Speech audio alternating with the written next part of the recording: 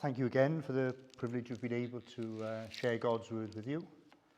A possible apology in advance. I had a cold a couple of weeks ago which came and went but left me with a sort of irritation in the throat, so if I end up coughing and spluttering my way through this, I apologise in advance. As Aaron just reminded us, we're looking at Paul's first letter to the church at Thessalonica. And so if you have your Bibles, it would be great to open your Bibles to that book. Over the last 3 weeks, we've been through the first 3 chapters, you remember. Chapter 1, Paul is thankful for the steadfastness of the church in Thessalonica, although they're facing suffering. Then in chapter 2, Paul speaks about his work there in Thessalonica and how they believed the gospel and so became the church at Thessalonica. And then last week in chapter 3, we saw Paul's concern that they wouldn't waver as they faced trials. Remember that message. As God's people, they and we are destined for trials and destined for holiness. But then Timothy had been to visit them, returned to Paul with good news. They were standing firm, faithful, under persecution. So all is fine. So what next? Well, chapter 4. And tonight we're going to look at the first 12 verses. A lot happening in these verses, and I had many titles going through my head. The one I settled on was How to be a Church, which may not seem the obvious title, but hopefully will become clear as we go through these verses. So if you have your Bibles open to 1 Thessalonians chapter 4, let's read the first 2 verses to see where Paul is going here.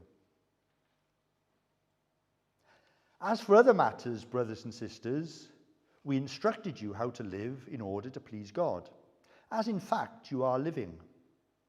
Now we ask you and urge you in the Lord Jesus to do this more and more. For you know what instructions we gave you by the authority of the Lord Jesus. So after all that's gone before, what's on Paul's agenda now? Instructions on how to live. And 4 things very clear there.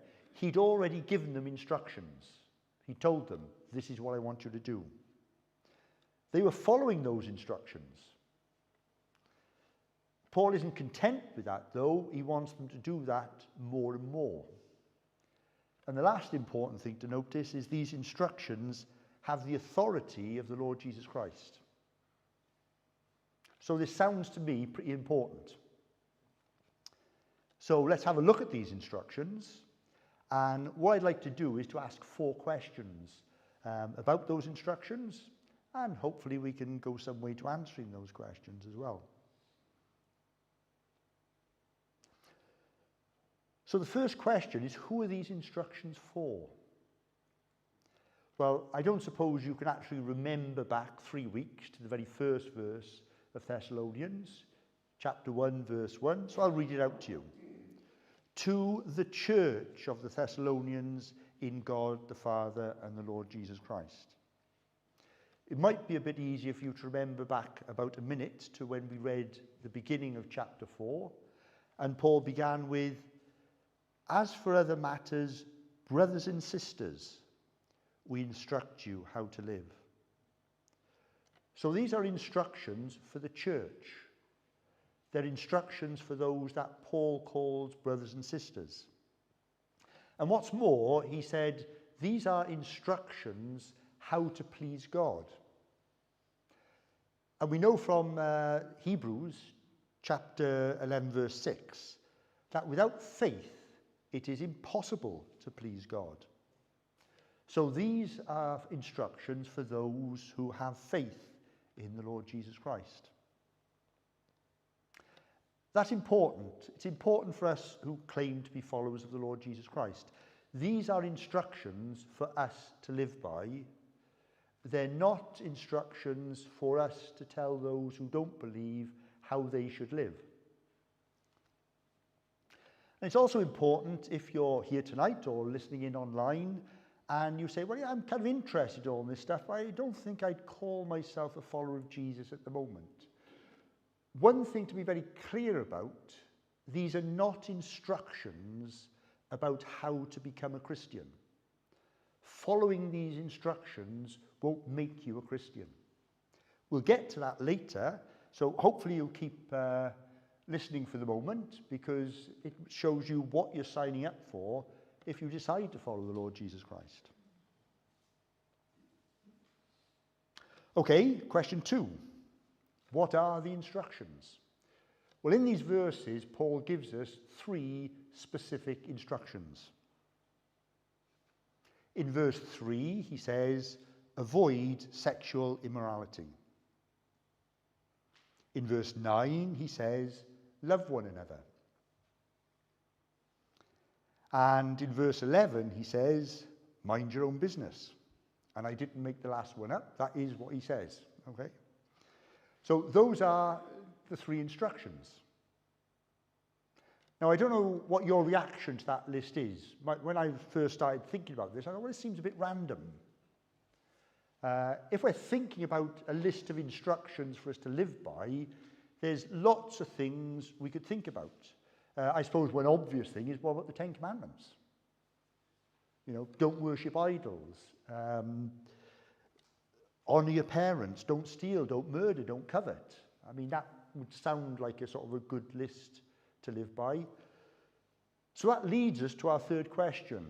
Why has Paul come up with these 3 particular instructions?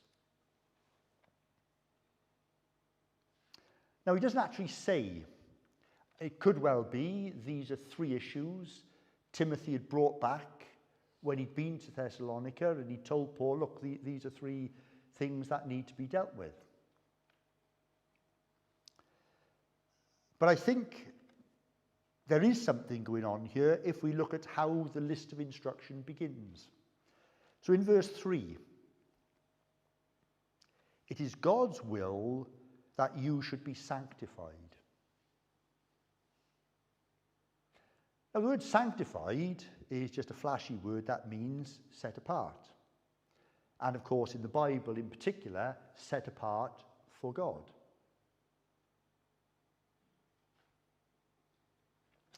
So this is about the theme we've been seeing as we've been going through 1 Thessalonians.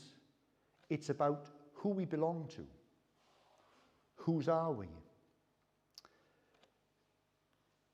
You see, the church in Thessalonica, remember, was a very young church, probably only a few months old when Paul was writing this letter. Well, how do we be a church? Yeah? How does that work? And what Paul is pointing out to it is to be very, very clear who you belong to. So let's look at these 3 instructions in turn and see how that works out. The first instruction continues in verse 3 and goes to verse 8. So let's read that now. It's God's will that you should be sanctified, that you should avoid sexual immorality, that each of you should learn to control your own body in a way that is holy and honourable. Not in passionate lust like the pagans who do not know God, and that in this matter no one should wrong or take advantage of a brother or sister. The Lord will punish all those who commit such sins, as we told you and warned you before. For God did not call us to be impure, but to live a holy life. Therefore, anyone who rejects this instruction does not reject human beings, but God, the very God who gives you his Holy Spirit. So why is this a significant issue? Well, the thinking then was very much the same as the thinking today in the society we live in. What is that thinking? Well, surely the way I express my sexuality is to do with me, and maybe those I choose to relate to in that way. It's nothing to do with anybody else, and surely there's no moral issue here. It's not for God to tell me how I should live. That's the thinking of the age we live in, the thinking of the age then. What is Paul saying? Not so. Yeah. If you're a follower of the Lord Jesus Christ, the Lord has given instructions. He's given instructions about marriage and the proper expression of sex within marriage. Paul doesn't go into any details here. He does that in another letter to the church in Corinth, 1 Corinthians chapter 7. We haven't got time to digress, but if you want to read there exactly what the instructions are, what is legitimate, what is moral, turn to that chapter. And incidentally, I'll be referring to several verses other than the ones in Thessalonians that we're looking at. If you want to check this out later, there are sheets at the back on the table by the door with all the references I'll be referring to. If you want to take one of those when you go in, please do so.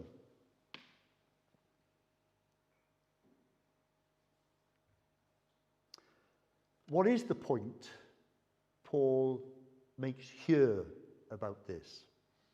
It's in verse 4, learn to control your own body. You see, what is the key point here? If I'm a follower of the Lord Jesus Christ, my life must be controlled by what the Lord wants for me, not by what I happen to feel about things. This is radically different from the thinking of 21st century Western society, the society we live in. But it's a very, very clear teaching of the Bible. When the disciples finally figured out who Jesus was, the penny dropped, and they realized, this is the Messiah. This is the guy that God has been promising all through the Old Testament. He speaks to them and to the crowd, and in Mark 8, verse 34, he says, whoever wants to be my disciple must deny themselves. Yeah. Deciding to follow Jesus is deciding to deny myself, deny who I am. Paul, again, in that letter to the Corinthians, in chapter 6 and verse 19, and then going into 20, says, you are not your own, you were bought at a price. I no longer belong to myself, I belong to the Lord Jesus Christ. Why? Because he's bought me. He's paid a price for me, and the price was his own life. What's the outworking of that? Well, Paul explains it in terms of himself in another letter, a letter to the church at Philippi. Another well-known verse, I'm sure most of you can recite it. Philippians 1, verse 21. For me to live is Christ. In other words, my life now should all be about Jesus. I'm not living my life, I'm living his life because he owns me. He owns my life. So what is the point of this first instruction? Remember whose you are not. If I claim to be a follower of the Lord Jesus Christ, my identity is not about my self-expression, whether through sexuality or through anything else that the society I live in might deem to be important. Wealth, power, fame, culture, career, popularity, or whatever. To be his church, we have to be very, very clear our identity is found in him and no one or nothing else, not even me, myself. Okay, so the first instruction is kind of the negative side. Remember whose you are not. It's in the second instruction, he gets the positive side, remember whose you are.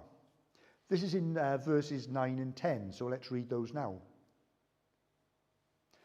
Now about your love for one another, we do not need to write to you, for you yourselves have been taught by God to love each other.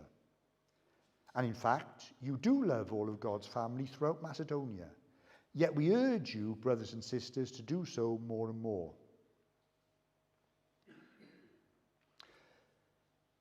Now, as followers of the Lord Jesus Christ, the point I've just made is we surrender our lives to him. It is not my life anymore, it is his life. That doesn't mean we are all clones. That's not what Paul is saying, certainly not what I'm saying. We are all individuals. We all have our individual traits. In some cases, we all have our individual quirks. But if we are followers of the Lord Jesus Christ, there is one character trait he insists we strive to develop: love for one another. When Jesus was asked, what is the greatest commandment? He said, well, a bit of a no-brainer, love God. But he added on to that, and love your neighbour. This is in Mark chapter 12, 28 to 31, if you want to read the full statement he made. Loving God and loving others is bound up together. Jesus couldn't separate them. John, the Apostle John, says much the same in his first letter. I won't read through that, but it's 1 John chapter 2, verses 9 to 11, where essentially he says the same thing. You can't love Dad without loving his children, essentially. Those of you who are parents, I'm sure will get that. Yeah. If I say, I love you, but I can't stand your children, you're not going to find it very easy to get on with me, are you? Yeah? Okay? Our Father is the same.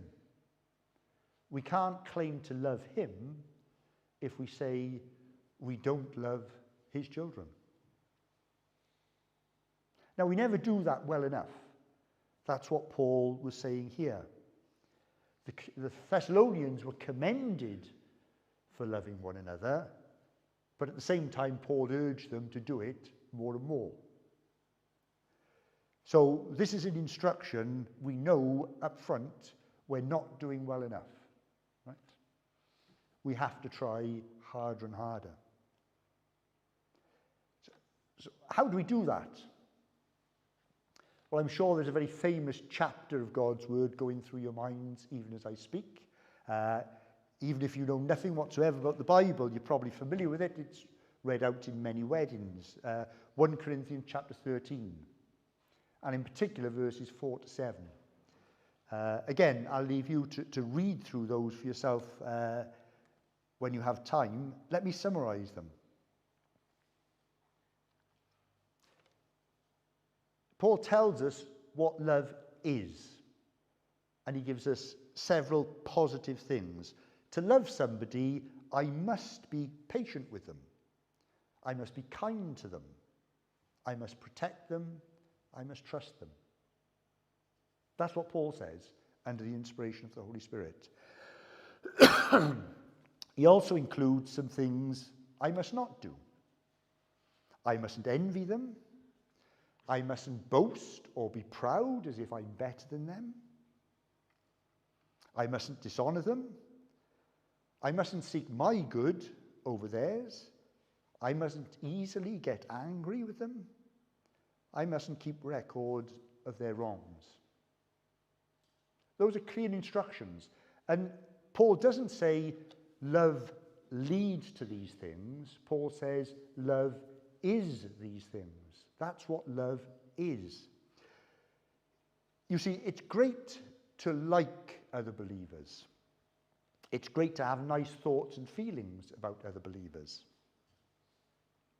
But loving fellow believers is something very practical. It's instructions that we can and should choose to obey because that's what Jesus tells us to do. However we feel about it. If we feel good about people, it makes it much easier. But it doesn't mean we shouldn't do it if we don't feel good about people. Okay, so remember whose you are not. Your identity isn't governed by anything in this world. Remember whose you are. Your identity is in the Lord Jesus Christ, and that should be manifest by loving his brothers and sisters. Instruction 3. You have to play your part. This is in verse 11.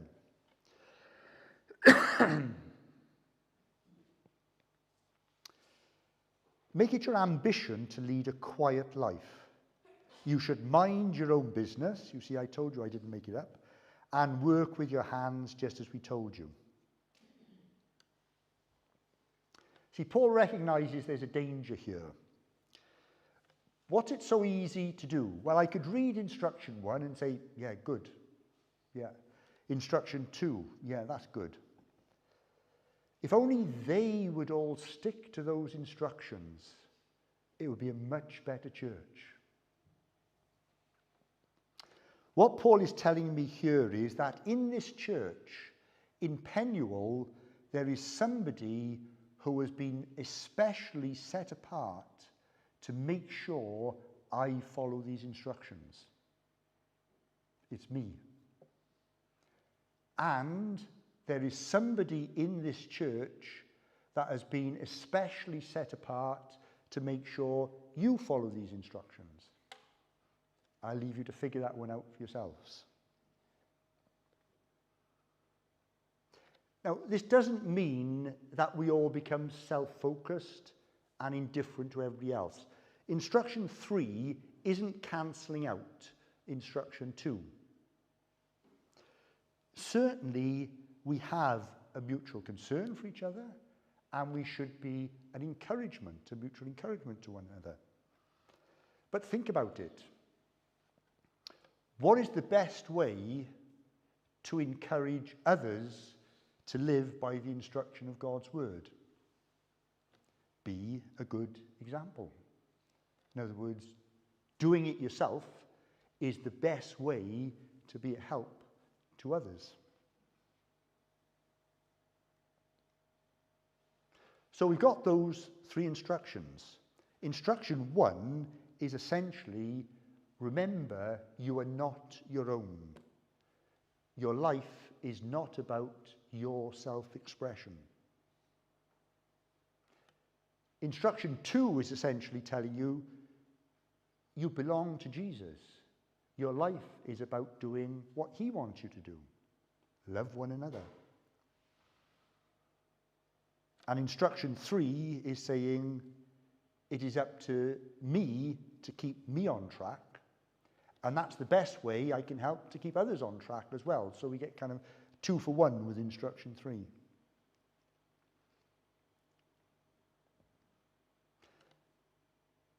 So can you see why these are instructions about how we are to be a church? And it boils down to remember who we belong to. Let's look at our final question, our 4th and final question. Why is it important to follow these instructions? Well, what we've just seen is enough, really. But I find it interesting that into these, I think there's 12 verses, Paul has packed 10 reasons to obey these instructions. Yeah? We won't be looking at all of them, but let's just list them. Number 1, in verse 1. These are instructions how to live to please God. Got to be a good reason for following them. Number 2, in verse 2. These instructions have the authority of Jesus. That's got to be a good reason for following them. Number 3, the beginning of verse 3. This is God's will. Number 4, also in verse 3, they're instructions that tell us how to be sanctified, how to be set apart for God. Number 5, the Lord will punish all those who commit such sins. That's in verse 6. And the sin here is not living by these instructions. Number 6, following these instructions is the life God has called us to, a holy life. That's in verse 6. In verse 8, we get number 7. Rejecting these instructions is rejecting God, the God who gives us his Holy Spirit. Number 8 is in verse 9. These written instructions confirm what we are taught by the Spirit when we are redeemed. Paul says, you yourselves have been taught by God to love one another. Number 9, this is back in verse 1, but also in verse 10. Do so more and more. It's following these instructions is a sign of our growth in faith. Then number 10, win the respect of outsiders. It's following these instructions that is our witness, the evidence of our faith to the world around us. Now, we haven't got time to look at all those. I'm hoping to get home before breakfast. If you want to just check those out for yourself, I say all the references are on the sheets at the back. But let's conclude just by thinking a little bit about number 10, that 10th reason. Let's back up a bit. How do we learn to be the Church of Jesus Christ? Well, the teaching of God's word, obviously. Hence this letter that we're going through.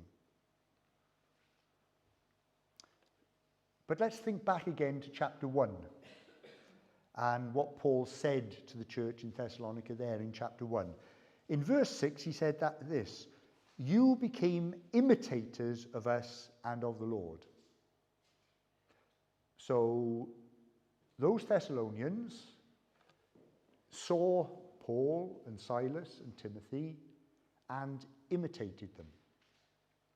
And then what happened? Verse 7, so you became a model for all the believers in Macedonia.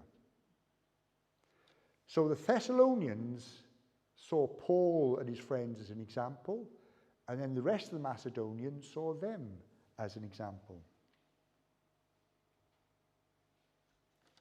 Just like children growing up, we learn by example.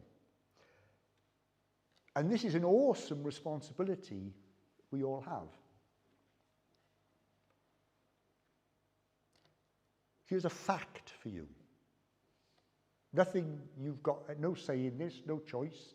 This is just a fact. If you're a disciple of the Lord Jesus Christ, you are an example to other followers. You have no choice in that. That is just a fact. Now, there is something where you do have a choice. Are you a good or a bad example to other followers of Jesus? That's the only choice we each have. Thessalonian church, remember, was a very young church, months old, and yet they were doing this by God's grace. Now, in the 10 reasons we just looked at, in verse 12, reason number 10, Paul extends that idea from within the church to outside the church. We are an example, or to use a different word, a witness to those who do not believe. You see, our role is not to tell unbelievers to live by these instructions. Our role is to live in this way before the world, to show the world that living this way is different and is better. Why? So that people ask us, how can they be part of this church that lives in this way? So we can then tell them about the Lord Jesus Christ. Not tell them how to live, but to tell them about a Saviour.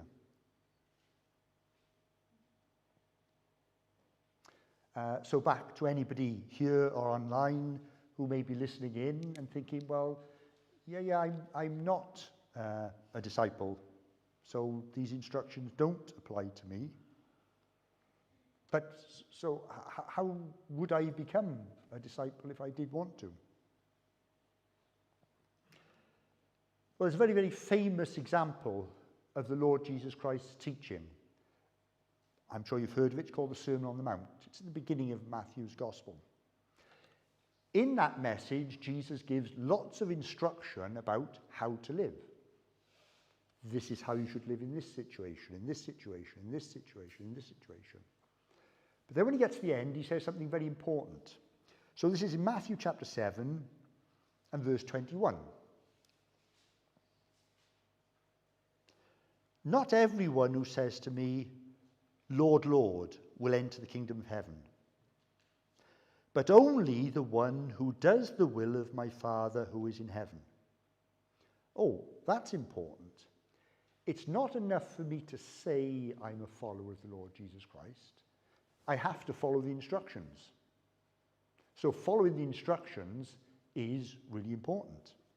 But let's look at the next verse, verse 22. Many will say to me on that day, Lord, Lord, did we not prophesy in your name, and in your name drive out demons, and in your name perform many miracles? Oh, so we've got here people who did follow the instructions. In fact, they did amazing things, even miracles. And they did these things in the name of the Lord Jesus Christ. Oh, so they did follow the instructions. What does Jesus have to say to them? Verse 23. Then I will tell them plainly, I never knew you. Away from me, you evildoers. You see, what we do is important.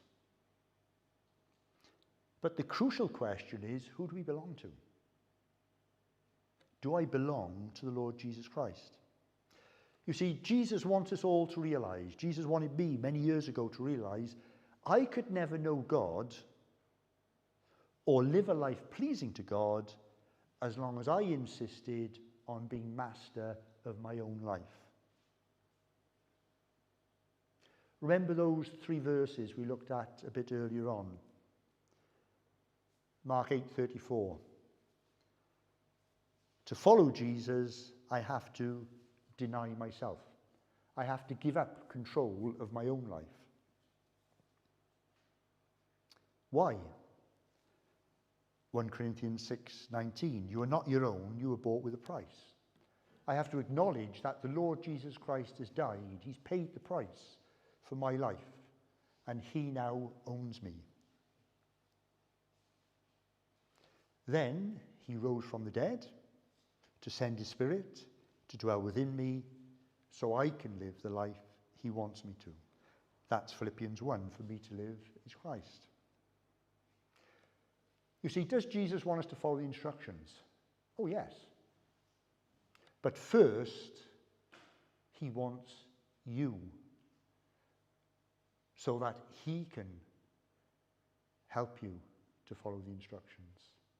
And we've got to get the order the right way round.